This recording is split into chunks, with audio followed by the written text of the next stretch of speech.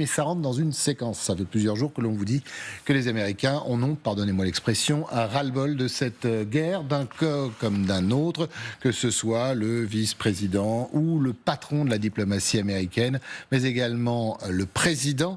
Eh bien, tout le monde aimerait bien faire autre chose parce que l'Amérique, disent-ils, elle a d'autres sujets plus importants à traiter. Eh bien, hier, la paix en Ukraine, Donald Trump, vous allez l'entendre, il n'y croit plus. Écoutez. Combien de temps donnez-vous aux deux pays avant de vous retirer? Eh bien, il y aura un moment où je dirai « D'accord, continuez. Continuez à être stupide. » Quand cela arrivera-t-il? En êtes-vous proche? Parfois, je m'en approche et des choses positives se produisent. Quelle est la ligne rouge pour vous? À quel moment dites-vous que c'est fini? Nous nous éloignons. Eh bien, vous le saurez. Je veux dire qu'il y aura un moment où je dirai cela, et si je le fais. Il y a une énorme haine. Pour que vous compreniez bien, Kristen, nous allons parler d'une haine énorme entre ces deux hommes et entre, vous savez, certains soldats. Franchement, entre les généraux qui se battent durement depuis 3 ans. Je pense que nous avons de très bonnes chances d'y parvenir.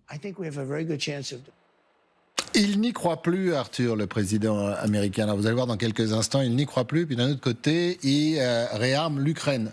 Très, très intéressant, avec notamment quelques informations de nos confrères du New York Times sur la livraison des très, très coûteux patriotes. Alors, c'est un signe, d'abord sur le président qui n'y croit plus, qui dit, de toute façon, Russes et Ukrainiens, ils n'y arriveront jamais. Alors, je vais peut-être choisir un camp, et puis on écoutera Moscou dans quelques instants. D'abord sur cette déclaration. En 100 jours, Donald Trump a un peu tout essayé. C'est-à-dire qu'au départ, il a pris l'accent et le narratif du Kremlin, en se mettant beaucoup plus du côté de Moscou que de Kiev, en mettant la pression maximale sur Volodymyr Zelensky jusqu'à l'humilier avec J.D. Vance dans le bureau ovale, en menaçant d'arrêter le soutien militaire à l'Ukraine, en coupant le renseignement militaire américain à l'Ukraine, ce qui a fait perdre la région de Koursk à l'Ukraine. Puis, l'administration américaine, Donald Trump lui-même, ont semblé se rendre compte qu'effectivement, ils étaient certainement baladés par le Kremlin. Dit, hein, oui. Il me balade. Bien sûr, mais parce qu'ils avaient eu ce pari fou d'essayer de détacher la Fédération de Russie de la Chine. C'était ça l'objectif principal de Donald Trump lorsqu'il retourne à la Maison-Blanche.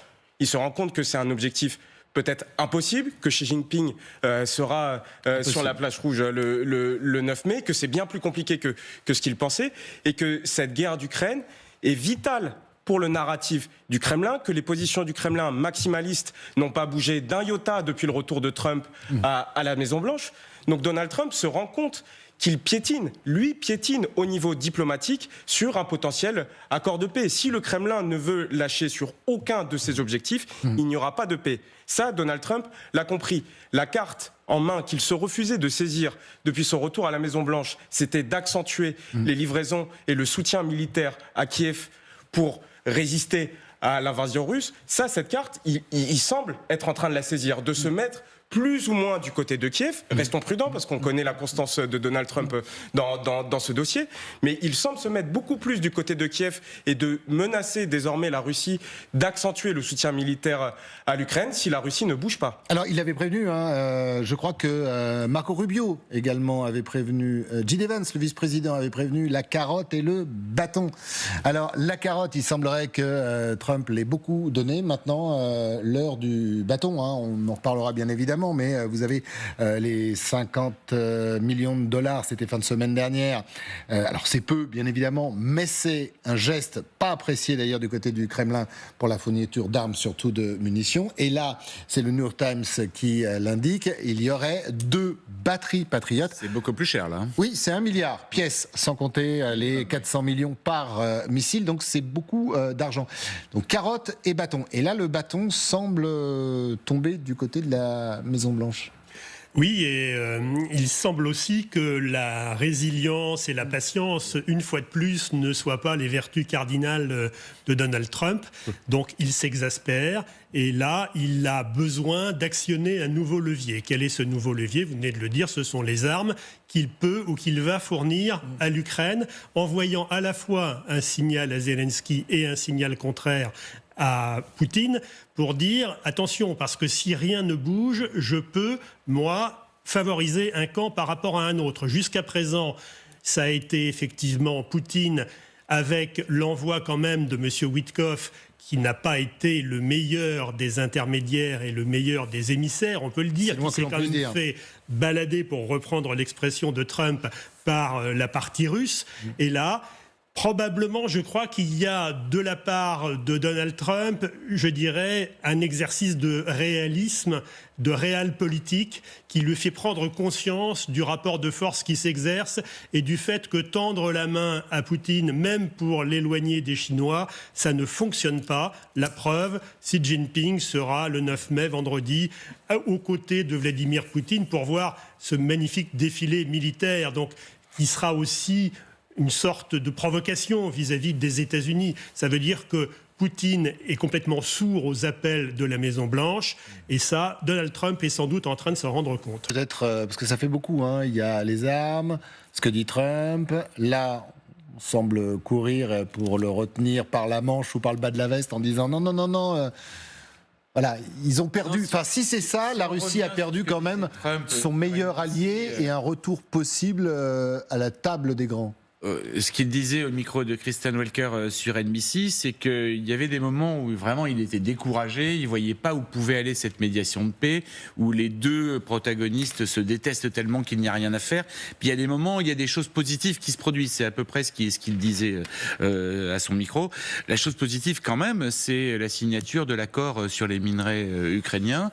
Et là, à partir de là, on voit qu'il y a une inflexion, qu'il a compris quand même enfin que Poutine le balader largement Witkoff qui comprend rien à ce qui se passe de toute façon. C'est pas son boulot, il n'est pas armé pour. Il vient même pas avec son propre traducteur. C'est un traducteur qui est fourni par le, par le KGB, par le Kremlin, et c'est certainement un espion du KGB. Donc évidemment, dans ces conditions-là, ça peut pas se faire. Donc il y a peut-être eu un changement de point de vue de la part de Trump. Mais moi, je suis d'accord, il faudra que ça soit confirmé dans les semaines qui viennent. Un oiseau ne fait pas le printemps. On est d'accord, mais hirondelle. Bon. L'idylle, c'est plus le même quand même. Oui, la cassure, on peut véritablement la dater. Et les armes, c'est important, les armes. Il y a les armes, mais la vraie cassure côté américain, c'est quand Witkoff est à Moscou et que dans la foulée, Moscou attaque Kiev et tue des civils. Et ça, c'est une humiliation terrible pour Washington, pour cette puissance qui se voulait faiseuse de paix et qui pensait avoir la laisse suffisamment courte pour tenir les Russes et les empêcher de commettre de nouveaux crimes de guerre en Ukraine. Finalement, ils se rendent compte qu'ils ne sont pas suffisamment puissants pour retenir les Russes. Et ça, je pense que Washington a bien compris qu'effectivement, essayer de dealer sur les sanctions ou sur d'autres aspects qui ne sont pas militaires avec le Kremlin, ça ne rime à rien et ça mène dans une impasse terrible. Et ça, les Américains l'ont bien compris depuis quelques semaines, mais je rejoins une nouvelle fois Xavier, ça reste à confirmer dans les prochaines semaines parce qu'on connaît l'impossible constance de Trump sur ses affaires stratégiques. Vous allez me dire dans un instant si l'œil de Vladimir Poutine, lui, est pétillant. Et puis on va essayer de comprendre tous ensemble ce qu'il a bien voulu dire hier lors d'une interview exclusive à Oshawan. Il a parlé de nucléaire. Il a même dit d'ailleurs qu'il n'en avait pas besoin pour finir cette guerre, pour gagner cette guerre. Qu'est-ce qu'il a bien voulu dire? On voit ça dans un instant, mais d'abord, on l'écoute. Vous l'avez bien dit, nous sommes faits pour être provoqués. L'Occident veut nous faire commettre des erreurs. Mais il n'y a pas besoin d'utiliser les armes nucléaires dont vous venez de parler. Et j'espère que ce ne sera pas nécessaire. Vous savez, nous avons assez de force, assez de moyens pour terminer ce que nous avons commencé en 2022. Récupérer l'ensemble du territoire comme le souhaitait il y a 3 ans maintenant Vladimir Poutine. Mais c'est très intéressant, je reste sur votre réflexion. Arthur Königsberg, il dit, le président russe, qu'on n'a pas besoin de nucléaire pour terminer le boulot, pour aller jusqu'au bout de nos objectifs. Donc, il a atteint ses objectifs, point d'interrogation, ou quels sont ses objectifs, point d'exclamation. Il y a beaucoup de points d'interrogation dans cette interview. Et ses propos restent très énigmatiques. Même sur le nucléaire, c'est très énigmatique. Le fait d'évoquer la possibilité de recourir à l'arme nucléaire, même en le mettant en négatif, en disant « j'en aurais certainement pas besoin et je ne veux pas le faire », c'est quand même évoquer la possibilité. Ça veut dire « je peux ». Ça veut dire « je peux ». Et à qui s'adresse-t-il ? Il s'adresse en réalité aux Américains. C'est l'administration Trump et l'administration Biden aussi étaient effrayés par cette perspective, à raison, que le régime russe utilise l'arme nucléaire sur le sol ukrainien. Et c'est aux Américains aujourd'hui qui lancent ce signal, après ces ambiguïtés dans les relations qui sont en train de naître entre Washington et Moscou ces derniers jours, avec un Donald Trump qui devient beaucoup plus offensif vis-à-vis de la Fédération de Russie. Il réarme l'Ukraine. Et Vladimir Poutine. Mais oui, effectivement, que veut-il dire quand il dit « je n'ai pas besoin de l'arme nucléaire pour finir le boulot en Ukraine » ? Que veut-il dire ? Mais ces objectifs, aujourd'hui, ne sont pas atteints. Ils étaient très simples, ces objectifs. Remplacer Volodymyr Zelensky, objectif pas atteint. Démilitariser l'Ukraine, objectif pas atteint. Et récupérer, prendre, en tout cas, annexer les oblasts du Donbass. Et au début, la totalité de l'Ukraine, quand même. Au début, la totalité de l'Ukraine. Mais son véritable but est en réalité de faire de l'Ukraine un nouveau Bélarus. C'est de faire en sorte d'avoir un régime complètement à sa botte en Ukraine. C'est ça son principal objectif, qui n'est pour l'instant pas atteint.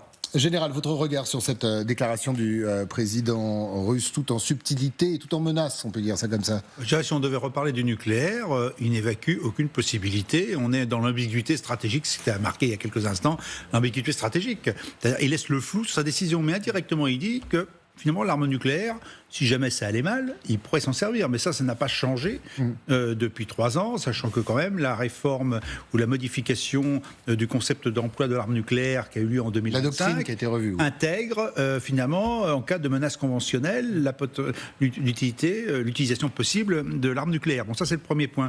Le deuxième point, effectivement, il ira jusqu'au bout.